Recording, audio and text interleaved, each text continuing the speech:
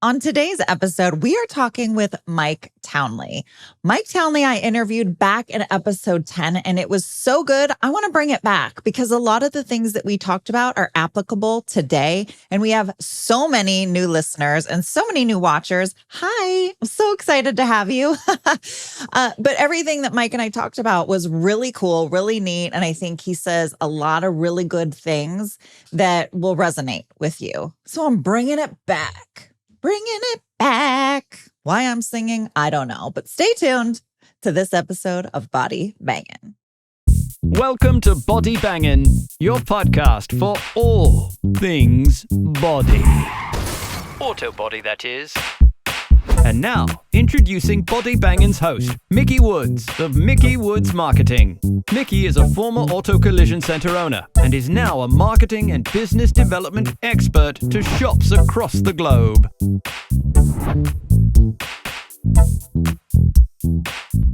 Hey, everybody. Welcome back to another episode of Body Bangin'. This is your host, Mickey Woods, and today I have a guest on my show that I am so proud and honored to introduce to you. We worked together what feels like forever ago, but almost like yesterday. Mike Townley, who is like family to me. He taught me so much about this industry, took me under his wing, a huge mentor of mine, has done amazing things in his career, started out as a paint prepper or a paint assistant. I don't remember which. He'll correct me if I'm wrong. And then has managed a ton of different shops. I worked with him at Valley Motor Center, where he was the general manager. And then he went on and worked with Seidner's and Caliber, and now owns his own shop, Telesis Collision Center. You can see he's rocking his stuff if you're watching the video. I love the branding that's happening. Taught me well, yes. Yeah, I taught him well. So today, anyway, Mike, hello. Thank you for joining us. Yeah, hello. I'm glad to be here. It's always great to support you and what you're trying to do and what you are doing. So thank you. Very nice to be here and try to see if we can answer some questions for people. Yeah. So we got a lot of response to some of our other podcasts where we had some body shop owners come on and talk about some things that they're doing. And Mike, you've done so many different things, and I'm sure different shops do different things because they're set up in different ways. You know, some are DRP driven, some are dealership driven, some are just customer referral. So, I mean, we've got very different models of shops going on. And one thing that we did at Valley Motor Center that it didn't matter what model you had, everybody was really curious to know how it was when we were open. Who was it that had this grand idea to be open 7 days a week? Yeah, that was a great thing. So Valley Motor Center, just to kind of give people some history, was in Van Nuys, and we were probably averaging about 850 to 900,000 a month. Sometimes we'd peak over 1 million. 12 techs. Had about 10 people in the paint department. So it was a big operation. And so we got to a point, we were very fortunate because we were primarily DRP driven. So we were probably 65, 70% DRP, and we hit capacity. And once we started to hit capacity, then we needed to figure out how we were going to get this thing done to see if there's any more growth, that potential that we had. And what we discovered was Saturday and Sundays were great days for people to pick up and great days for people to drop off. Mm-hmm. And so we designed, with the help of every tech and every admin person there, we designed a 7-day operation. We basically set up a split shift with our techs. We teamed the techs up 2 by 2. One tech worked Sunday through Thursday. The other tech worked Tuesday through Saturday. And we were open, and we had a kind of a half admin crew on Saturdays and Sundays. But the key to it was we were able to keep on producing. So a car never stopped. Yeah. It kept moving through the system. And so it was a really great learning curve. There was a lot of heavy lifting, but insurance companies loved it. Agents loved it. They could refer customers over that were calling them, and they could just do a warm call over to us on a Saturday and Sunday. And then also we saw the greatest benefit was the larger jobs that came through were able to get sometimes 8 to 9 hours per day on these cars because they just never stopped. Yeah, it was incredible. Yeah, it was a lot of fun. Yeah. So it was a big learning curve for sure. I remember when it first came up at the meeting and we were all like, ooh, wow. Okay. You would think that a lot of people wouldn't want to work on a Saturday or Sunday, but if they got a Friday, Saturday off and a Sunday, Monday off, yeah, having one of the weekdays had started to look like to most of them that they were able to get a lot of things done that normally they would not have been able to do on a weekend. So right. It's not as bad as it sounds. And you're not actually working 7 days. Let's clear that up. The shop is open 7 days. And then, so I still think there's a lot of merit to it, even though it wasn't continued on when After Service King purchased it. But I think there's a lot of validity and a lot of things that we learn that I'm not suggesting that I'm going to start it up again, but it's definitely somebody should, because there was a lot of value to it. Yeah. Well, yeah, if you think about it, they say that most of the calls that come in for a body shop or most of the accidents that occur happen in the evening time when people are getting into accidents. And then on the weekend when they're driving around with families and traveling. Yeah. So, you figure by being open on the weekend, you now open it up for people to actually call and can actually speak with somebody. And even if they showed up, there's a warm body there that they can talk to. Oh, yeah. And people just getting estimates or wanting to drop off a car, they were dropping it off at Valley because nobody else was open. So exactly. So it was a very good thing. The techs enjoyed it, and it had its ups and downs. But we successfully did it for about 2.5 years. We improved our cycle time. We improved our sales at the same time. So it was well worth the effort, and a lot of us learned a lot in regards to a lot of things regarding processes as a result of it. Yeah. Oh, for sure. Well, it was groundbreaking. I don't know of a single shop out there that has ever gone 7 days. Yeah, we've seen some people do more of a split shift during the 5 days, a second shift or even a third, but not the 7-day. We felt that it was a great marketing angle to be able to go to our dealers, our insurance companies, to be able to say, hey, we're open Saturday and Sunday. And as well as I do, you got a lot of mileage out of that for us because you were doing the marketing. Yeah. And it would raise people's eyebrows. So it did its job. It was a wow factor for sure. It was a wow factor. And one thing that we did, which was great too, is we had a big, obnoxious yellow sign on the front of the building that said, open 7 days a week. And when you were driving down Oxnard Street, which is a very busy street in Van Nuys, which is Southern California, you saw that sign coming and going. It was like, we could have put it in neon, Yeah, and people appreciated it. It was all based off of a book called The Collapse of Distinction by Scott McCann. And I got the idea as a result of him saying in the book that what distinguishes you from your competitors. And a lot of times, everybody's doing exactly the same thing. I give 100% a warranty. I do great work and quality. But what really distinguishes you from, and what we did with the 7-day was nobody else could duplicate that immediately. If they tried, it would take them a long time to do. And so that's just an example of when you start to think about how am I distinctive in the light when a consumer is looking at the body of the collision industry. How does Valley Motor Center or Telesis stand out? Why would they come? That's right. And the 7-day operation did that for us at Valley. Yeah. Yeah. And honestly, when it comes to marketing, and for the whole goal is, what makes you different?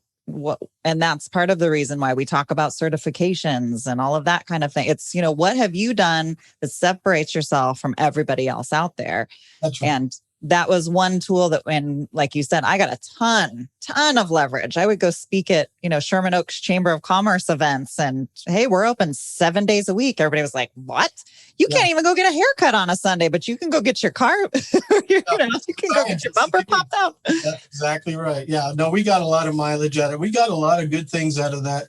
And I would say that there's a lot of different ways to do exactly the same way, even the split shift and so on, and getting really creative about some things, and really gives you a lot of mileage in regards to kind of do the same thing but differently. And it gives you a better perspective on, or a better value system on why you do some of the things you do. And it kind of pushes up to this surface things that aren't important or are important, and it kind of redefines things and what you should be paying attention to and spending time on. Yeah, So right. I would encourage anybody that wanted to differentiate themselves to put their toe in the water and start walking in that direction. You'd be surprised, even if you don't end up at what you intended to do, you'll find you had a lot of value getting there, and maybe even some other things that you hadn't thought about in the first place. So Yeah. it was a great exercise for us, and we included all the techs in deciding how we're going to split the shift, who's going,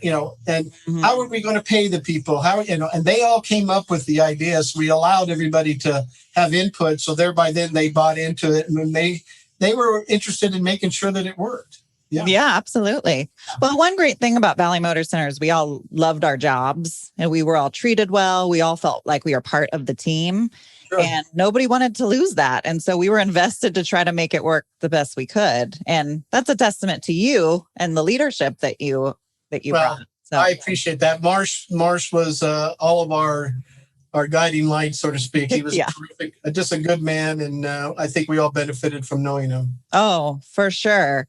So let me ask you a question. With all this experience and all these, not all these different shops, but in several different shops. I mean, you've been corporate MSO to independent manager, general manager, owner. What do you feel like is one key takeaway or something that you found that was like some aha moment that was like, wow, why didn't I ever think about this before? That kind of just revolutionized or maybe just kind of changed your thinking. And I'm sure there's probably more than just one.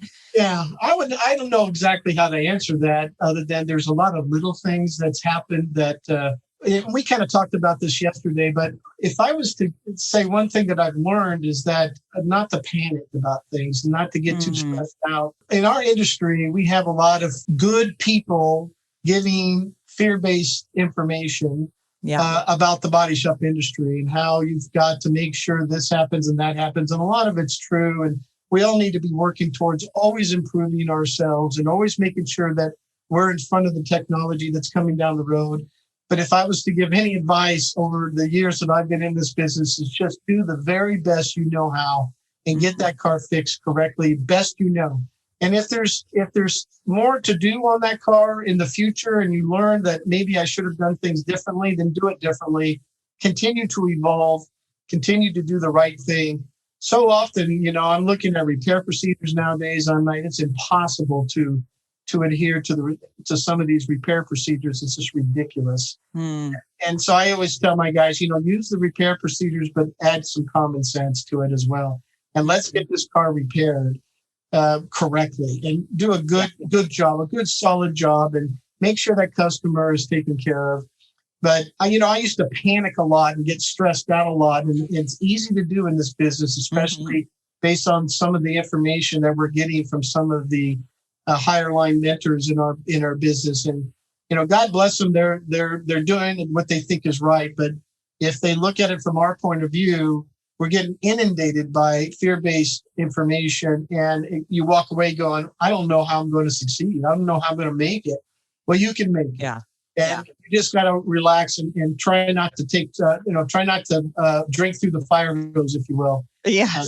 And because I feel their pain. I know where they're coming from. And it's like, if you cross every T and dot every I and you do exactly everything that any of your mentors that you've heard or read their books has suggested that you make sure you do, you're still liable. You're still opened up to litigation. It still can happen. Right. And it doesn't really matter. It doesn't give you permission to not do a good job on the car. Yeah. Just don't stress out over it. Do the best you can. Make sure you're trying your best and you're working towards, if not now, you're working towards getting where you need to be, and just relax about it, because it's the hardest thing to do, because we're under so much stress nowadays to try to satisfy the customer, satisfy the insurance company, satisfy the manufacturer, satisfy, the litigation people that are around. So bottom line is just to relax and try to have fun, because I love what I do. I sincerely love it. Yeah. Yeah. A lot of fun. Well, I agree with you. And that's the difficult part, is it's really easy to backseat drive anything, to be like, you should do this. You should do that. You should have done this. You should have done that. And then it's also easy to second guess your own self to death. Yeah. But then I can totally relate to what you're saying. And I see it in a lot of shop owners across the country that are just they're frustrated because they feel like it's an uphill battle on ice. Like no matter what they do, they can't catch enough momentum because there's so many things coming at them. And that is so true. And I've been there. And I think that some of the people that are honestly, sincerely trying to do the right thing by communicating us and telling us need to sit back in our chairs. Yeah, right. And feel and kind of get back to the basics. Because sometimes what they're suggesting or what they're demanding that we make sure we do, it's very difficult to do. Mm. Sometimes it's you're listening to somebody who comes from a non-DRP background, you're a DRP shop, and you're trying to assimilate what he's trying to tell you or they're trying to tell you into that's a non-DRP mentality into your mentality. And there's no win on that. You have to make a business decision if you decide to go DRP. Mm-hmm. I do. I believe DRP. Marsh used to say DRP insurance. The customer calls the insurance company, tells them to come see you, and they send you a check. Yeah. So figure out how to make money at it, right? Yes. So that's my job. And so if we decide DRP, then we have different ways of doing things because we've agreed to do things differently with the insurance partners that we have. We have a responsibility to them. Mm-hmm. Now, if you're non-DRP, you have a lot more latitude. So I guess my suggestion would be is make sure that you're lining up with the information that you're getting with your business model. To make sure that you're not trying to fit a square peg in a round hole. Sometimes some of the estimating seminars is impossible to beat your DRP over the head when they supply 25% of your business. It's just not going to happen. Mm-hmm. But it does help you keep sharp, but trying to apply some of those things is not going to work. So I would say that a little less frustration if you line up with people who are like-minded or like business that your business is, and you're going to get a lot better answers, better processes, and get answers to your question a little bit more into reality of what you live in every day. Yeah. Yeah, I agree with you. Even when I owned my business and I was fresh into the auto body industry and I was DRP driven, plus I had dealerships, and then going over to Valley Motor Center, that was basically felt like all DRP. And that was, one of my main jobs was working with the insurance agents and whatnot. Then you start going to like CVG, Coyote Vision Group meetings and other things and talking to other shops. And you talk to shops that are totally anti-DRP and you're like, whoa. And then the way that they're doing business, you realize that just won't work for me. I just can't do that. But not that one is good or one is bad, but I feel like there's the shame almost associated with it at this point, that if you're a DRP shop, like shame on you. Yeah. And it's like, listen, a lot of it is sometimes the non-DRP shops blame the DRP shop for giving and so on. And there's some truth to that. And if you're looking at the industry as a whole, but in the meantime, it's none of their business. It's my business. Right. And if I choose to do it that way, I still have the responsibility to fix the car correctly, just as well as they do. They may need more because they're going to strong arm and do some aggressive ways of making sure the insurance company does. And I get that. And quite frankly, we have non-DRPs here too, but in the meantime, we're a business. We have people that I'm fiscally responsible for, and the DRPs is a good revenue stream, and we're making good decisions based on our customers. And if in fact it's not a good decision, the insurance companies will talk, and we can make sure that we're doing the right thing by the car, by the customer. And we continue just to make good quality decisions within that role. But that's a business decision that any of us have made. That's right. Are we going to be DRP driven or not? Do you accept it or not? Just because you don't accept it doesn't mean that people who do it are wrong. We can all live together in harmony and enough work to go around. And there really is. So bottom line is that try to relax and try to make sure that the information that you're looking towards to help improve yourself and your business is like-minded for you and not a non-DRP mentality trying to fit that in because, bottom line that you've signed a contract with these insurance companies and you need to abide by it. Yeah. Well, and I think there's a way to be a good partner and still provide a great quality repair and put the customer in a safe vehicle. That's correct. That's exactly right. Sometimes you have to be creative with it. That's correct. And, the volume that you get as a result of being a partner with the DRP offsets some of the costs that you may be giving away in some respects. Right, so right. I can't beat my chest and say that I see these videos of people totally disassembling a car from inside and out because that's what the repair procedures say. They don't repair cars. They just charge the insurance company for total losses. And so that's the extreme other side. Good for them. That's their business model. I don't necessarily judge. It's just not mine. And for me to watch a video like that, to try to assimilate that, to say that that's what we should be doing is wrong. Yeah. A lot of times we do that because it's under the umbrella of body shop. Right. It's not the same. So it is, but it's not. I remember my first manager's position back in 87 was at Toyota Simi Valley. And the owner said, I don't know why we can't charge $85 an hour for body work. Just because we're fixing cars, some people, and he's a dealer principal, he didn't understand the business. The body shop business is not, just because you're fixing cars, it's not well known about how things happen. So insurance companies own this thing. It's their ball, their bat, their glove, their stadium, and your choice whether you want to play or not. And if you choose to play, just play. Right. Don't worry about things. Don't worry about beating the drum in regards to trying to pave the way for all the body shops in the United States and that you're doing a disservice. It's just not true. You're a business owner first and a body shop second. And you got to make sure that your cars are being fixed correctly, but you have a responsibility to run a good business. And if that's your choice, then more power to you. Go for it. Hey, would you like to increase the number of cars in your drive? Well, look no further. The Mickey Woods marketing team provides Collision Center specific marketing. We use proven techniques to not only increase your sales, but put money in your pocket. Visit us at collisioncentermarketing.com, or you can find my personal contact information in the show notes. And let's get your 2022 off to a body banging start. Yeah. And, for those of you guys that don't know Mike, I know there's some people that can't wait for this podcast to come out because we all worked with Mike and everybody's excited to see him again. All right. But for those that don't know Mike, as you hear him talking, you can tell processes, procedures, operations, that's his thing. And he's so very good at it. And we would have meetings at Valley Motor Center with the management team, and we went over numbers that would blow your mind that I don't know that many shops are doing. They don't know how to do it. No. I would love to have Mike back on another time, and we can discuss some of those numbers and what to look at and how to get there. But the church of numbers. Yeah.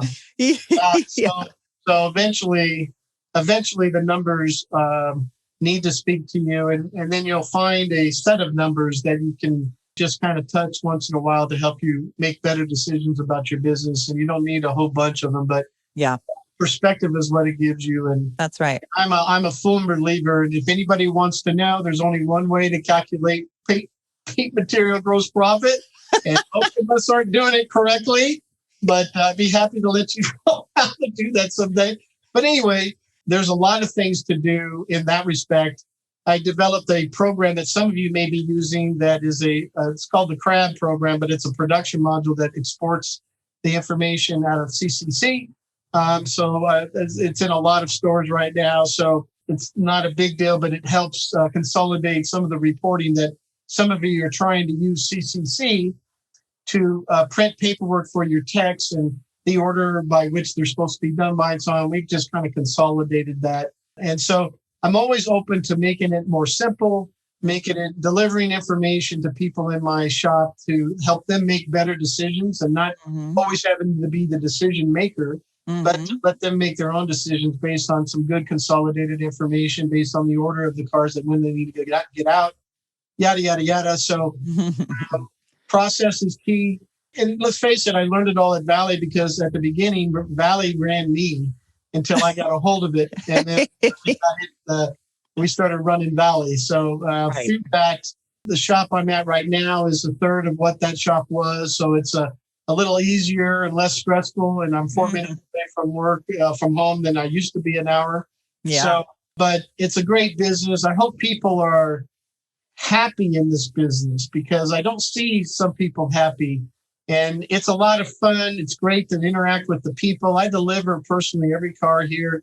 And it's great to see customers light up and see the results of your labor and to see people really truly appreciate the work that you do. And that's the heart and soul of what we do, not the fact of whether or not you're adhering to the repair procedure out of Volkswagen or whatever. It's providing that customer service and that quality repair, and then the dynamic of why we do this. So don't forget why we're doing this stuff. Mm-hmm. It's a lot of fun and it's a great business, and be happy to help anybody that needs any help or advice, because that's what it's all about, is helping each other. And I've got people that's worked for me that were porters and now are managers. And I can't be any more proud. I have owners that want people that used to work for me at Valley because they knew that they were disciplined and they had a great work ethic. And I can't be more complimented in that than to know that our team was able to provide that type of atmosphere and culture at Valley and at Telesis. So it's a really good thing. It's a good thing to be part of this business. Yeah. Yeah. And one thing that you were great at that not many owners have a knack for, or managers, is when you would hire people, it was interesting because I worked really closely with Mike. He was basically my direct manager. And so I would hope that we learned a lot from each other, because I know I learned a lot from you. Of course. And it was really interesting to see you interview people or talk with people and potentially even move people within the organization. Right. Mike had a great way, and Marsh was really big on identifying people's characteristic types and emotional type personality.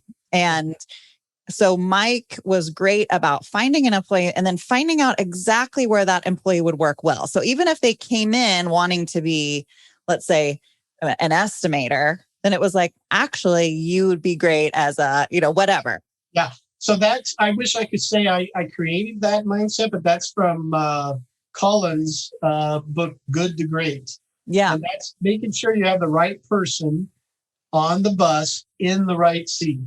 Right. And so when I had an estimator that kept on, he did okay estimating, but he kept on having some customer service issues. He was bilingual. His better spot to succeed was in production, and communicating with the techs and going through the motions of moving cars and making sure things got done, and thereby then helping him succeed it's the main goal. Do we have the right person doing the right thing? And sometimes you don't, but you continue on because it's all you got.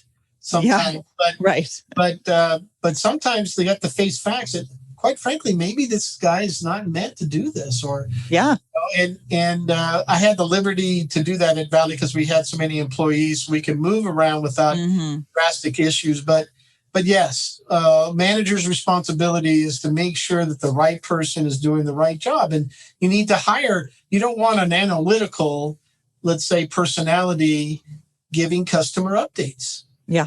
You want a Mickey doing customer updates, an expressive personality, somebody that loves people, that loves to talk, that is expressive in their facial expressions and so on. That's the people that you want in the front counter. Teach them the rest, like making sure the mileage is in and making sure the license plate's in and all that. You can teach them all that, but you don't want the person who is a number cruncher dealing necessarily with the people. You want them in the back, possibly writing estimates or possibly doing your bookkeeping or whatever the case may be. Yeah. So having the right person in the right seat on the bus is very, very important. A great lesson I learned from that book. Yeah. Well, and Marsh even had something that he emailed out to the management team that classified and that was like such an aha moment for me. It's like, oh, I think it was like 4 different main personalities. Wasn't that it? So there's a driver, analytical, expressive, and amiable. So and what was the last one?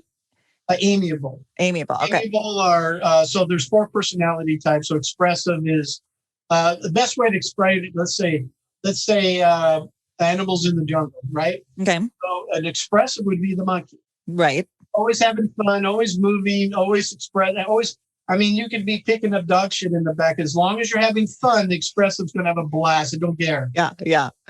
The analytical's more of the giraffe, more of aloof, more looking down their nose, so to speak, analyzing everybody, less movement. You've got the amiable personality, was more like the turtle that always slow, but not threatening. And everybody loves the turtle, right? Everybody's talking. They don't like a lot of eye contact, whatever the case. And then the driver personality is the lion. Everybody scatters when the lion comes into the jungle. And so everybody has a combination of all four. And then one is usually predominant, I should say. So if you teach your people up front that this is the case, you don't want to talk about the accident and how it happened to the guy with the red power tie on in the BMW that left his door open when he opened up and came into the office. You want to get him in and out quickly. He's a bottom line driver.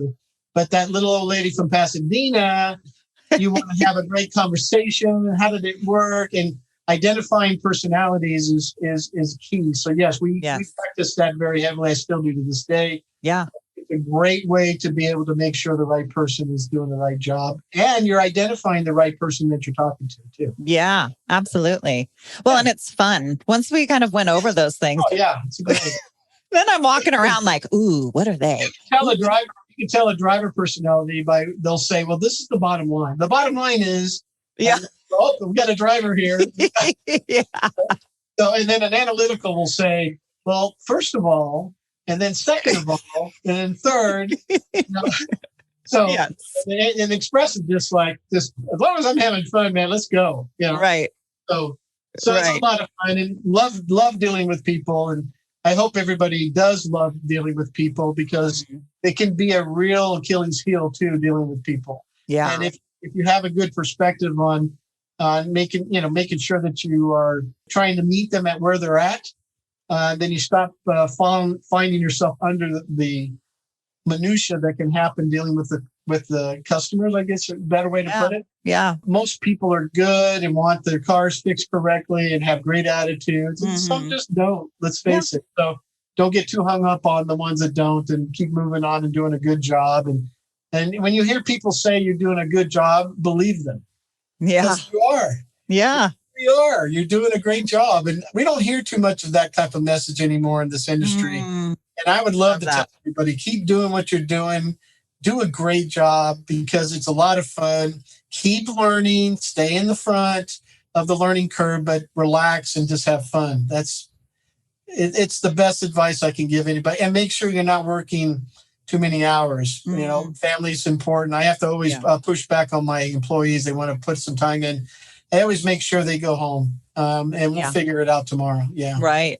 Yeah. Because otherwise they burn themselves out, and then what good are they? And they don't know they've burned themselves out. You have to help them from themselves sometimes. Really? Yeah. And well, it long term. Yeah.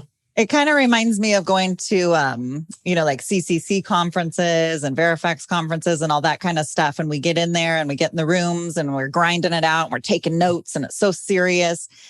Yeah. And, then you go to the party afterwards and you're having cocktails and people are smoking cigars. And then you're like learning, oh, what are you doing at your job? What are you doing? Oh, and you're laughing and you're having fun.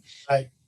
That's when you realize, like, what I really love what I do, but sometimes I just get so stuck in the muck of all of it. Yeah. And it's so great. I'm glad you brought that up. So I would suggest anybody listening needs to get involved with a 20 group, some type of group like that. And I'll tell you why. Because it gives you perspective that you never will get sitting behind your desk at work. Yeah. Out of the office and so on. But more importantly, those sidebar conversations you have at dinner, having a drink or whatever, wherever you may be, there's the value. Because you see people that are like-minded like you, and they're basically encouraging you and giving you advice on things. If you have an innocent question about things, that's where the value is. You may not understand what gross profit means or how it's calculated, and those 20 groups will help you get there. But it's if you didn't even understand all the numbers, go there for the people. Yeah. and the other business owners across the country that are probably having the same thoughts that you are and having struggles with all this information we're getting that we're not measuring up and we're afraid we're going to get sued. Yeah. And talk it through with them. You're going to find that there's a lot of people just like you that need to talk to somebody just like you. Yeah. I just really can't suggest it enough, because that's the value of those 20 groups. Be it a paint company 20 group. I belong to Coyote Vision Group, which is monitored by Square One Systems. Mm-hmm. David Lohr has a group. There's a lot of industry leaders that have 20 groups. I would suggest that just get involved with one, and then make sure you're introducing yourself to the people there after the meetings and during the dinners and so on, and getting your questions answered that you were always afraid in CCC's meetings or in Verifax meetings to stand up in front of all your peers and ask. Yeah. Because you get those questions asked without any repercussions of judgment in those 20 groups. And it's been immensely helpful for me. I've learned so much being part of Coyote Vision Group. I can't even tell you. So it's been I would suggest that people would spend the money. You spend some money on a 20 group. That's the value. Well, yeah. And oftentimes, even if you don't have a question, the questions that other people are asking, you're like, oh, I mean, mind blown. Yeah. Great point. Because I would sit there and I would have a snapshot of how I'm doing in my business. Right. And I would sit there and going, damn, I'm not doing as well as I thought I would. And then I would go, damn, I'm doing way better in this area. So it kind of recalibrates you, so to speak, on your perspective. And then what happens is that when you get back to work, whether you apply anything directly that you learned from a 20 group or not, whether you come back and you decide to go lean or whatever the case may be, which I don't suggest, but what you do is make better decisions from that point on because of the 20 group. Because your perspective has changed. And so now, without even knowing it, you'll make better decisions regarding what you want to do because you had a calibration at the 20 group, and now you're a different person as far as your viewpoint on your business. Right. And so it automatically kind of happens, and you'll start making better decisions for yourself. Yeah. Only you can do that. You can only bring back their perspective and make the decisions for you and what's best for you and your people. Nobody really can, because they don't sit in your chair, right? Mm-hmm. So getting out of the office, getting involved in a 20 group, being a sponge, asking dumb questions, I highly recommend it. Yeah, I agree. I mean, I've gone to some of the 20 groups, and I was amazed. I didn't really realize when you guys were going to Coyote Vision Group what that was. I don't know. They go off to these things and they come back with these harebrained ideas, and I used to call it something, but we had a nickname for it. But yeah, because Marsh was a literal man, and he would want to implement 10 things at once. Like, Marsh, please. And you have to be careful with that, because you can disrupt your culture of your company if you went with a sharp knife. Right. But by all means, I used to, and here's another great thing. When you go to these meetings, whether it be a 20 group or not, you take notes based on what you hear literally from these speakers. But what's even better is take notes of what it makes you think of. If it's not literally what you're listening to, you'll have thoughts pop in your mind about 7-day operation or something it's an epiphany or a moment, and you make sure you write it down, because those are the things that come to mind that are for you and for your business. And nobody else could have come up with that but you, because you're bouncing that information you're getting from that speaker off of your brain, and it's causing you to think of things like, it could be even just get milk on the way home. But write this stuff down, because you're going to find that there's a lot of value, and it has nothing to do with what the speaker was talking about. It's crazy how it works. Yeah. So putting yourself in a position to just take notes and make sure you're being sensitive to what you're thinking of, I think has a lot of value. So there's a lot of indirect value from a 20 group. I highly recommend it. Yeah. Yeah. It helps us to I think in any job, we just get so tunnel vision because we're just used to doing what we do all the time. And then the creativity process that we really need to be better in all levels just gets completely squashed because the blinders are up. And going to these groups really helps you kind of put them down and go, oh, this is what everybody's doing. Yeah, and it shows you the enormity of our business. There's a lot of very cool people in our business. Yes. A lot of cool, smart guys, women. I mean, it's just amazing. And if you're just looking out from your hedge at where you're at, you don't get that experience of, and it's amazing some of the things that people are doing. And quite frankly, you go back east, some people are able to do things you can't here in California. Mm-hmm. They have cheap real estate. We don't. So we're probably more efficient here in California because we have to be.